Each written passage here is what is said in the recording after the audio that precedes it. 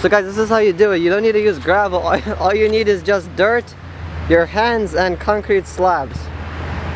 The wood is expensive right now, so that's why we are not buying that. But instead we're going to use concrete blocks like this.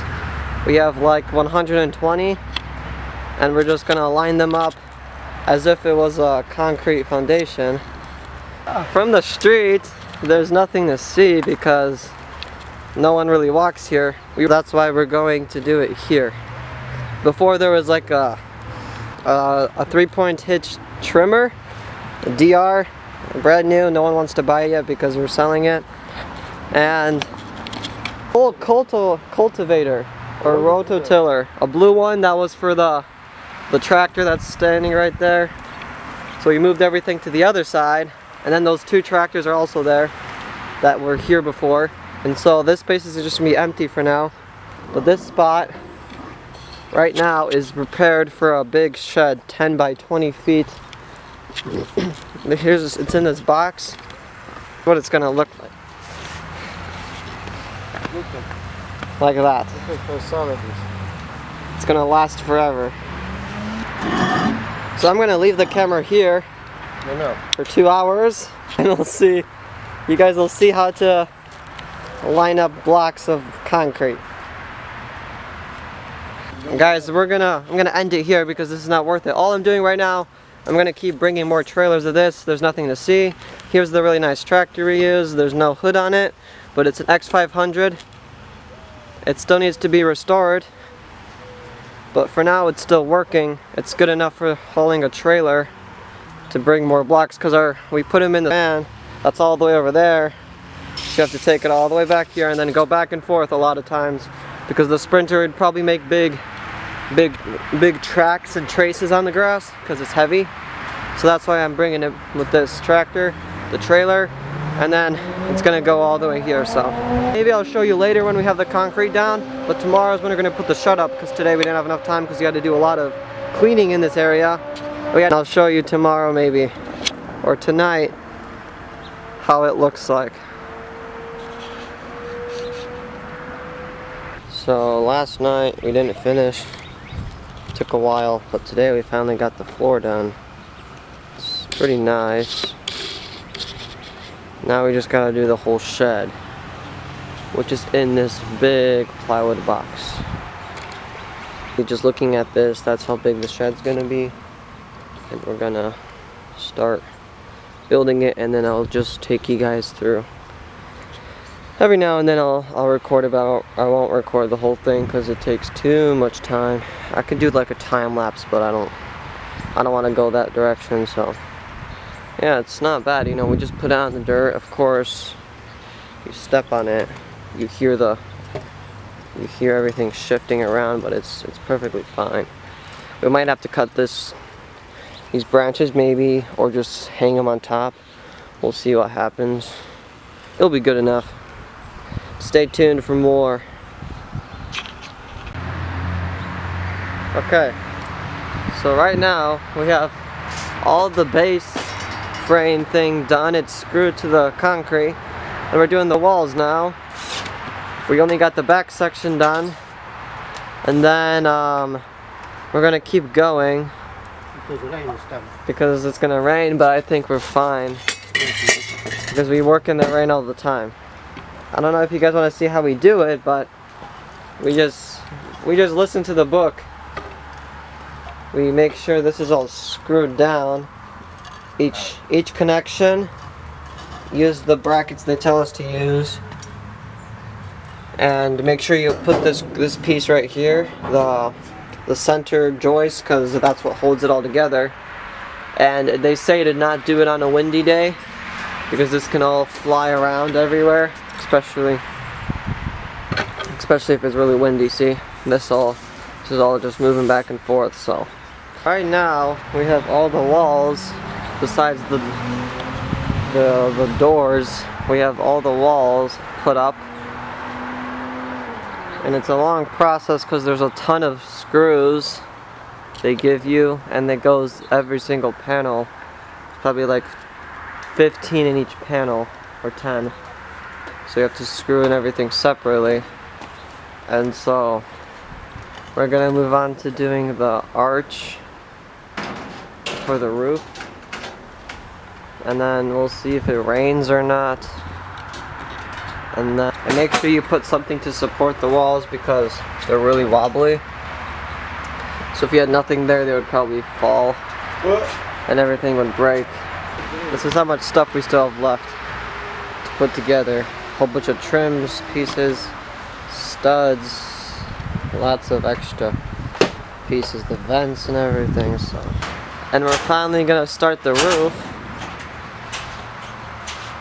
And all of the joists are here. We just have to put the panels on the roof and then the two doors. And then the flashing around, some stupid trim pieces. And then we have to put like in the center. We have to put like a ridge piece. We just screw it on. You screw it to the center because there's holes. There's holes in the rafters, so that's how it's gonna be holding. See, there's holes everywhere on the top pieces. There's 3 sections of holes, this beam, and same with this one too. So, and everything's in the foil, and they make us, you know, take everything apart, and it just takes a long time. I don't know if you guys saw the gables. We did the gables the other time. It looks pretty nice. You can see that it looks bent already because of the screws, but it's fine. Front and back, now it's the roof. So now we have a roof above our heads. It's nice and full. We just have to do the doors now, and then we'll be all done.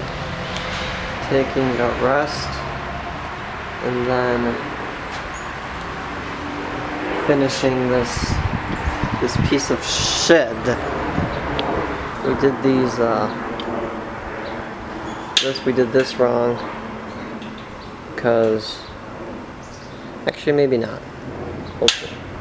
We'll see, because you have to put like a trim piece around. We'll see what happens. Looks pretty nice though.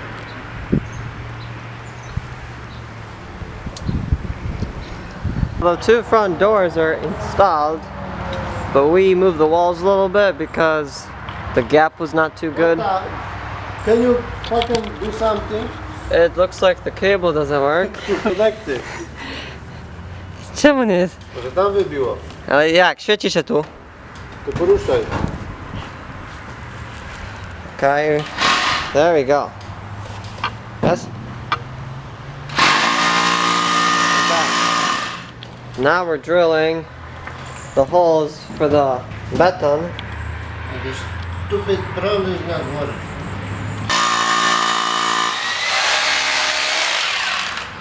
We're re-drilling because we moved the walls a little bit because the front doors were kind of crooked, and we're making sure all of this is secured to the stone. And the doors are straight.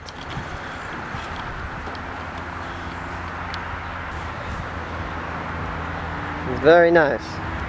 The color looks nice. We put the drip edge or whatever it's called. It's the, we didn't put it on the sides because all the garbage from these trees are going to be landing on the roof and it's just going to get stuck there. So we didn't put it everywhere. We only put it on the front. See the sides. The sides have nothing on them. So it's going to be a nice shoppa. It's very big, kind of dark.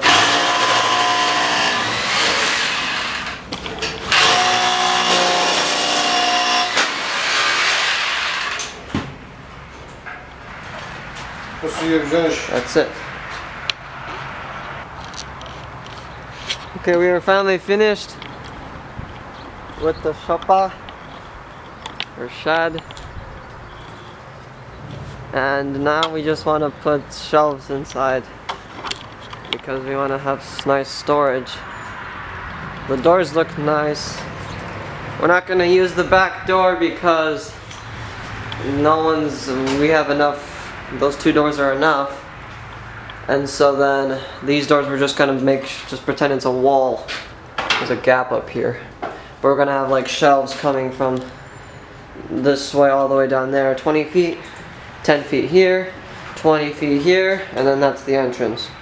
And then we're gonna have tractors underneath, and then lots of the attachments and other storage, just other stuff on top. So it's gonna look nice. Alright guys, we're finished with this shed. This is the final, it's probably not final, but we're gonna put a lot of stuff inside, of course. Might put maybe more shelves in the future. But this is what it looks like. You got nice tiles here. Super long ones because concrete blocks made it a little bit taller, a little bit higher, so I put these here. And then now we have a shelf here. Nice antique attachments for John Deere. Snow plows, snow blowers, baggers, tractors with no hoods, another tractor that is also nice. And the reason we made it so high, because we have like a big box with leaves. We collect the leaves in it, so we want it to fit underneath. And then I think this is enough shelves because we don't need more. Here's the side door. And then I put this black edge everywhere. It doesn't really do much because you're supposed to use it for the grass, but it's enough to make sure to keep all these concrete blocks in place. Okay, so that's all.